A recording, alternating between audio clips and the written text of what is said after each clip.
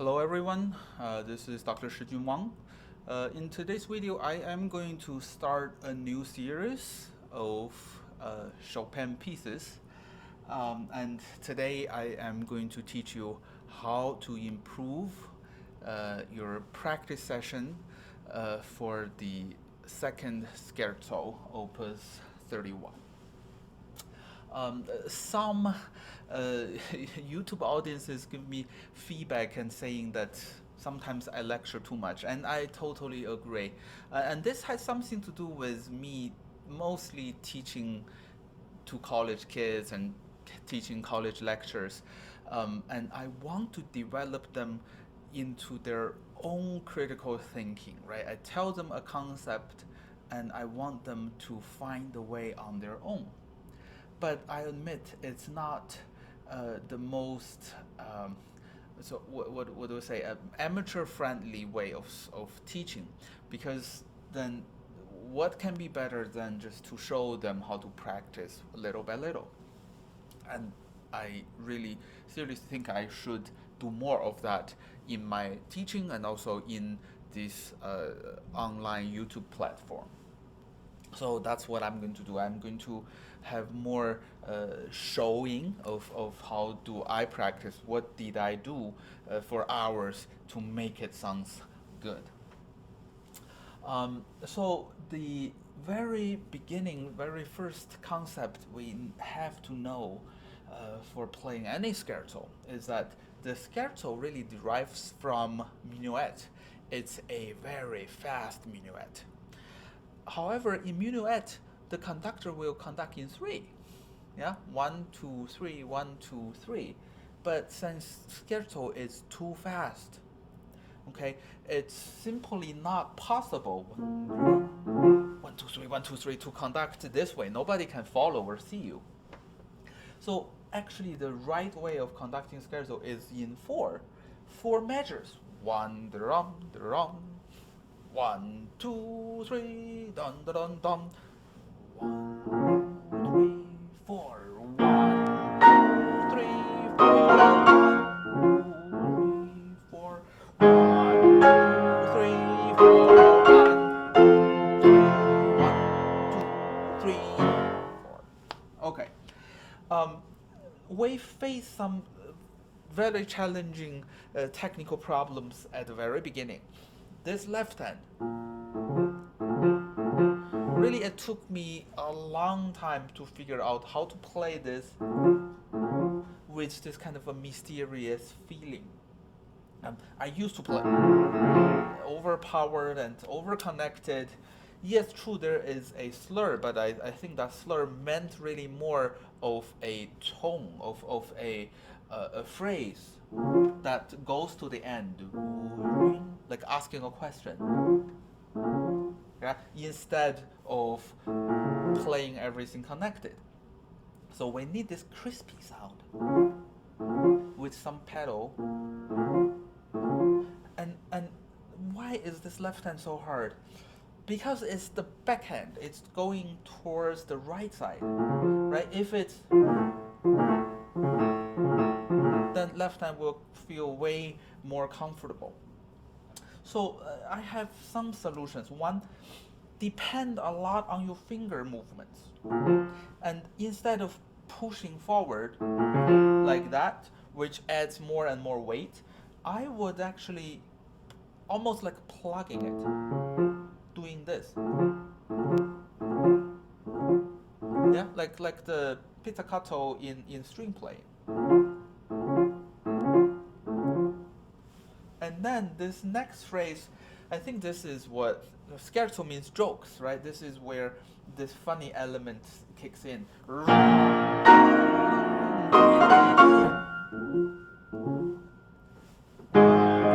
Yeah, you have these two very contrasting moods, mysterious and then super heroic. A common mistake here is that when my students see the fortissimo, they bang this low note and leave no space to grow for this top note, which is actually the climax. So the right way to play is always play this note from the key And it's not the destination, it's the beginning.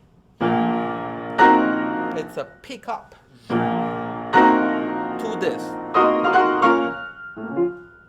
Okay? And over the years of my teaching experience, it's so much easier to change from piano to forte, but it's much harder to change from fortissimo to piano. So you really need to be kind of against the momentum. Go extra miles to quiet down and prepare this mentally before your finger even touch the key. Yep. To achieve that kind of subito piano effect. And there are 4 times of this same phrase. The last one went down an octave, and almost that's the full range of piano playing, right? That would be too high, and there will be no resonance. So I really think Chopin is really doing the extreme expansion. So I would take much longer time for this to travel. Okay, it's almost like when you're playing any other instruments, you wouldn't take more effort when the interval is larger. Here, and guess what I experience the most when I teach this? Students forget that they need to count. Yeah, they think this is just fast. No, even maybe Christian Zimmerman, when he plays this with such a ease, I'm very sure he's counting 1, 2, 3, 1, 2, 3, 1, 2, 3, 1, 2, 3.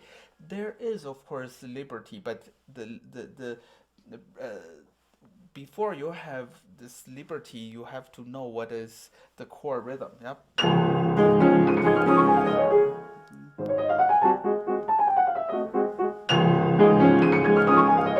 And for left hand, this is really a test of voicing, because the very first 4 measures, we need to emphasize the thumb, the top. But then the following, we need to emphasize the lower note, the lower phrase. And also, this is heroic, and here this is mysterious. With that 3-note slur, more, less, less, more, less, less. So that really takes a while to get. And right hand, yes, it's also difficult because we have this fortissimo, but single note.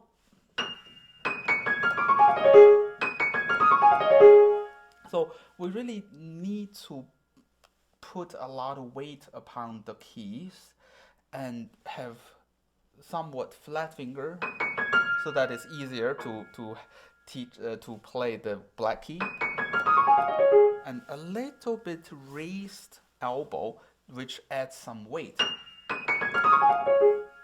And here, no elbow, only finger.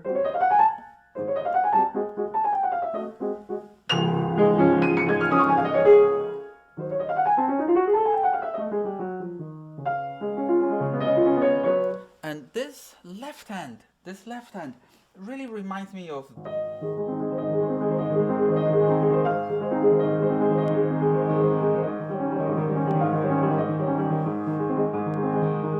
this Aeolian harp etude, but much harder for 2 reasons. One, the Aeolian harp, it doesn't change the pattern. The chord stays for a measure long. But here,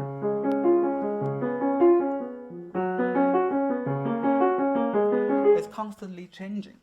And also, there is a secondary melody.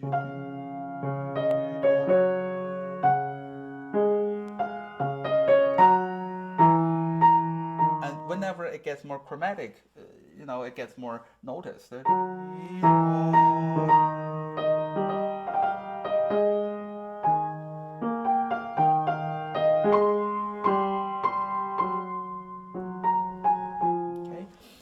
the biggest challenge here is to play this evenly.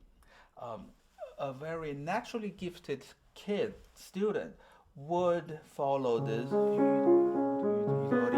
We will naturally provide this kind of up and down directions, and that's great. But a lot of people, instead of doing only the dynamic, they do it when they go to play the last couple of notes in this 6-note slur, they will accelerate.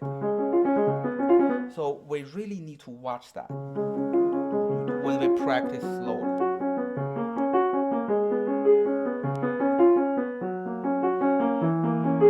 Almost like when you're driving on the highway, you want to put on cruise so that it's always 70, it's not too fast.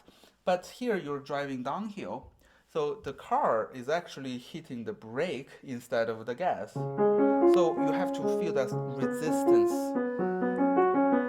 when you play the end.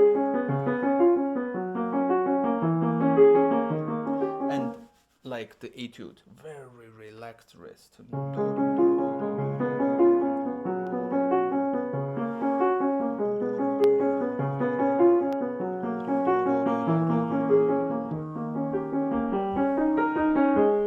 Okay, and this will take hours, if not tens of hours, to practice to achieve this kind of.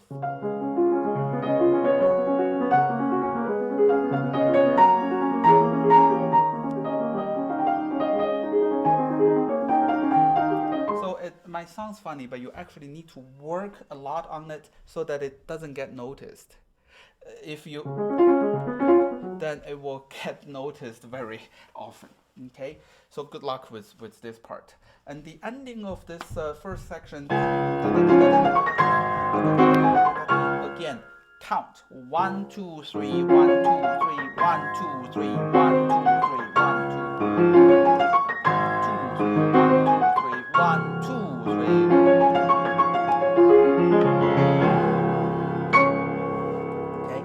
A lot of students, they just went ahead and run this without counting. Okay, there is that second beat rest. 1, 2, 3. Well, of course, after you count correctly in a slower tempo, when you go back to the normal tempo,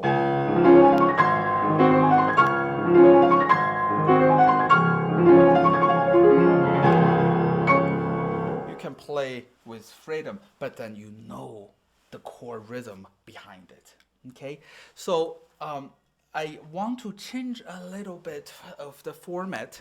I would encourage people to send me your clip, maybe 30 seconds, maybe 1 minute of this section, or maybe it's your performance section, maybe it's your practice section, and I will choose a couple to comment. And if you don't mind, I will make them into a video of how can correct or what is great about your playing, what can be improved for your later practice sessions. So if you would, I send me these, I would leave my email address below this video so that you can send it to me, and I hope I can build a channel that I can communicate more and more closely with my YouTube viewers. Thanks again for watching. I look forward to receiving your videos of practicing this part, and we will continue with the middle part next week. See you next week. Bye bye.